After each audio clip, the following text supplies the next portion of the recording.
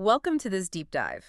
Today, our mission is, we're unpacking this fascinating source document about the creation of a massive music mix. Right, it's huge, like 49 tracks, 2 hours and 15 minutes long. Yeah, it's titled Somewhere Between Awake and Asleep, Volumes in Solitude.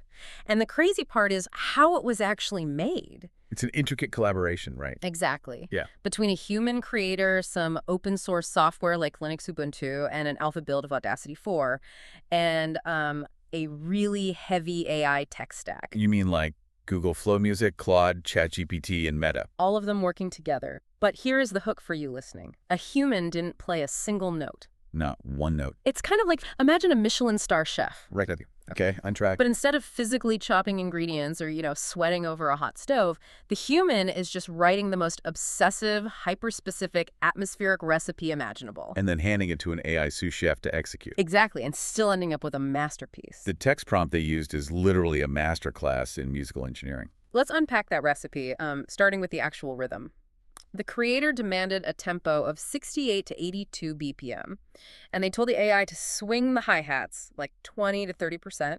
Right. And they explicitly stated the music shouldn't be perfectly quantized. Yeah, meaning the notes shouldn't lock perfectly into a sterile mathematical grid. The groove has to breathe. It has to lean back. Yeah. The creator is basically using music theory to force the machine to mimic human imperfection. Because AI defaults to perfect math, right? Exactly. By demanding unquantized swung beats, the prompt tricks the machine into sounding like a human drummer who's just slightly dragging the tempo. I also noticed the harmonies. They specifically demanded minor ninths and jazz voices. Yeah, they aren't just picking sounds there. They are actively trying to force the AI out of its basic, predictable pop chord habits. Oh, and the scales. They instruct the AI to sit on a single Dorian or Mixolydian mode for 8 or more DARs. Yes, with absolutely no resolution. Those specific musical scales give jazz its floating, slightly melancholic feeling. So they're reverse engineering the vibe of like Miles Davis. Spot on. It's the hypnotic open feel of Kind of Blue. They are literally coding the mechanics of jazz into a text box. But giving a robot human rhythm and jazz scales is only half the battle, right? I mean, if it plays those imperfect beats on a generic digital piano, it still sounds like a robot. Which is why the creator was so obsessive about the physical instruments. Right. The prompt demands a heavily saturated Rhodes electric piano, a low upright bass, and this devotional gospel organ swell that is barely audible. And those soul vocal chops reminiscent of early Marvin Gaye. Layering all these acoustic textures over a digital foundation gives the AI very narrow, precise boundaries. Okay, I totally buy the logic for the jazz instruments, but then, wait, the creator completely contradicts their own vibe. We would talk about the pivot. Yeah. They mandate that exactly one track suddenly switches to slick 1980s Japanese city pop. Complete with FM synth bass. And directly referencing artists like Tatsuro Yamashita, like, doesn't that just completely shatter the cozy, dusty aesthetic they spent hours building? You'd think so, but it's a brilliant move. When you ask a machine for 49 tracks of lo-fi music, the massive risk is that they all blur together into one monolithic drone. Oh, so it forces variety. Exactly.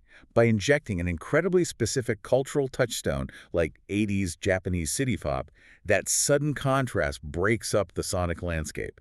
It ensures the AI delivers distinct chapters. And designing those distinct chapters also meant designing the physical room you're listening in. Right, the acoustics. They demand vinyl crackle sitting at exactly minus 20 decibels, plus tape hiss and ambient reverbs inspired by Brian Eno and Eric Satie. It's all about texture. There's this one line in the document I love, quote, "The dirt is the warmth. Do not clean it up." Well, AI audio generation natively outputs a clinically clean, flat frequency spectrum. So it sounds too perfect. Right. So injecting minus 20 decibels of vinyl crackle isn't just about nostalgia, it's a psychoacoustic trick.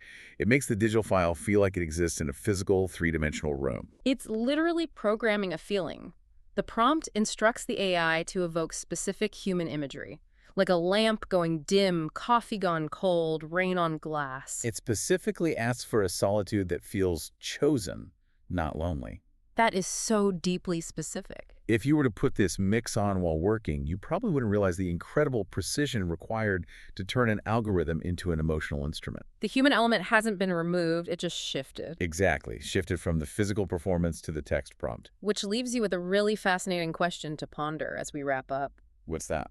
If a machine can flawlessly execute a text prompt to make you feel the profound, cozy emotion of chosen solitude on a rainy night, does it actually matter that a human didn't play a single note?